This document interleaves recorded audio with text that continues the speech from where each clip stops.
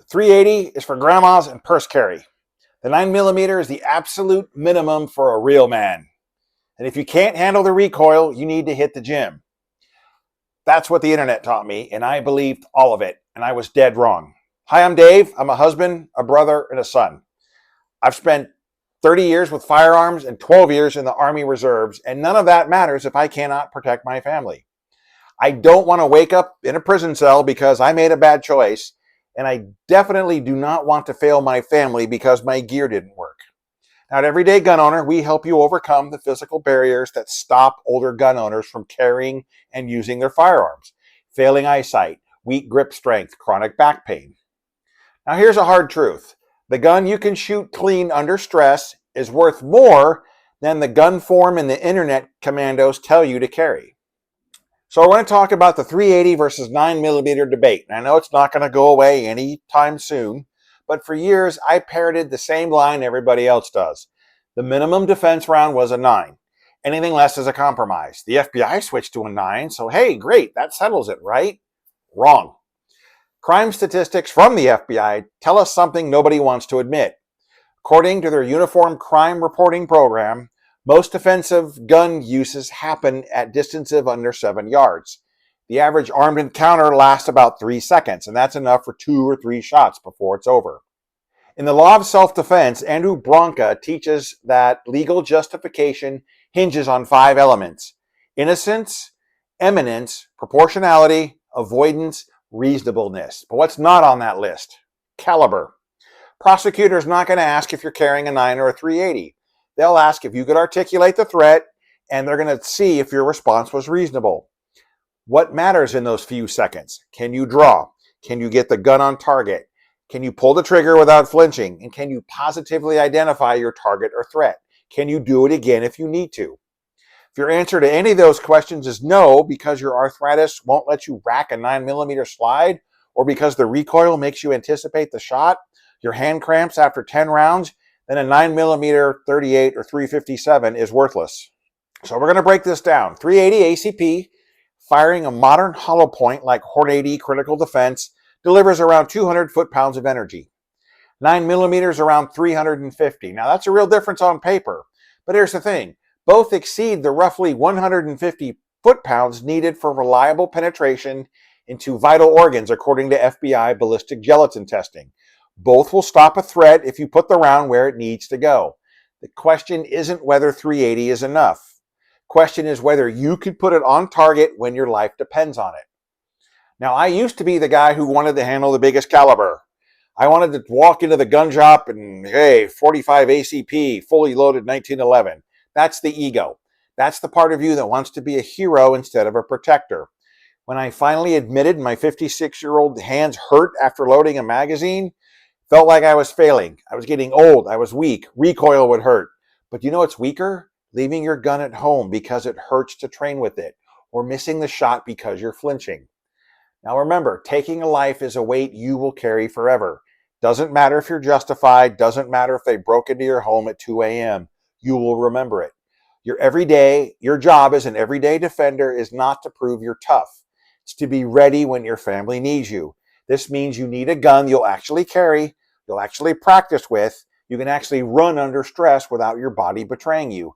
Humility is not weakness. It's admitting your body has limits and planning around them.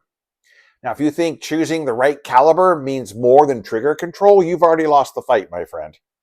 Now, a lot of the internet commandos, if you can't handle the 9mm, you're weak, just train more. You're soft, stop being soft, build your grip. That's garbage. I'm starting to get arthritis in my right hand, my dominant hand. So do millions of men my age. But you know what happens when I do 200 dry fire reps or put 200 rounds through the gun at the range trying to build my grip? My hand hurts, my wrist hurts. I lose dexterity. It's hard to tie my shoes in the morning because my hand hurts so much. You want what I definitely cannot do?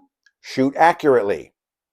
Now, there was research published in the Journal of Orthopedic and Sports Physical Therapy, and they show that men's grip strength peaks in their late 20s at around 110 pounds. But by the time you're age 60, it drops to 80 to 100.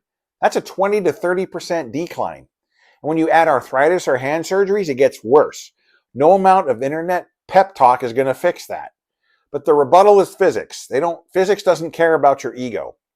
A lighter gun with recoil is easier to control, period. If you can run a 380 through a failure drill in 2 seconds flat with perfect hits, but a 9mm 38 takes you 3 seconds, and you pull one round off the silhouette, guess what? The 380 wins every time. So what do you do tomorrow? I'm going to show you a simple test I call the enough test. You can run it in one range trip. This is at the range. There's no caliber wars, just results. This is a live fire drill. Now you need the live fire to actually feel the recoil impact on your body, experience pain or flinching under real conditions, test follow-up shots with speed and accuracy, and verify your body can handle the gun when it counts. Here's how it works. I use a simple shoot, don't shoot scenario drill. You can use 2 targets. One is a threat, one's a bystander. Distance is at 5 or 6 yards because that's going to be realistically where the gunfight's going to take place. You're going to run this drill twice, once with your 9, once with your 380. You have basically 3 fail conditions. If you shoot the no-shoot target, you just killed an innocent person. That's a fail. If you miss the threat off the silhouette entirely, you didn't stop the attacker. That's a fail. Now, if recoil or pain breaks your control, you flinch and you anticipate your shots, that's a fail. You can run the drill 5 times with each gun. 3 rounds, 5 rounds, 10 rounds, whatever you want to do. But be honest and write down your results. The gun that lets you run clean under stress without pain, that's the gun you should carry, and that's enough. Stop letting 25-year-olds with perfect hands tell you what gun to carry. Your body is your reality. Build your plan around it. So here are 3 questions you can answer to yourself. You can answer them or you can put them in the comments if you want. But can you rack the slide of your carry gun with one hand after you've been shooting it for 20 minutes? Can you run your carry gun through a failure drill without flinching or pulling rounds off target? Do you actually practice with your carry gun, or does it sit in the safe because training hurts with it? Now, if you answered no to any of those, you're carrying the wrong gun.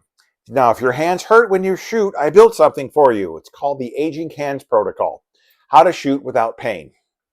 This free download shows you how to run your pistol when your hand hurts, your grip starts to fade, or your arthritis starts to win. You'll learn simple techniques and fixes like the push-pull rack, how to stop relying on a crushing grip, and why you should stop loading magazines by hand. Also includes a problem-to-solution tool cheat sheet for slide assist, mag loaders, grip sleeves, so you can keep training instead of quitting. It's free, the link is in the description, and it works. So thank you for watching, and I'll see you next week.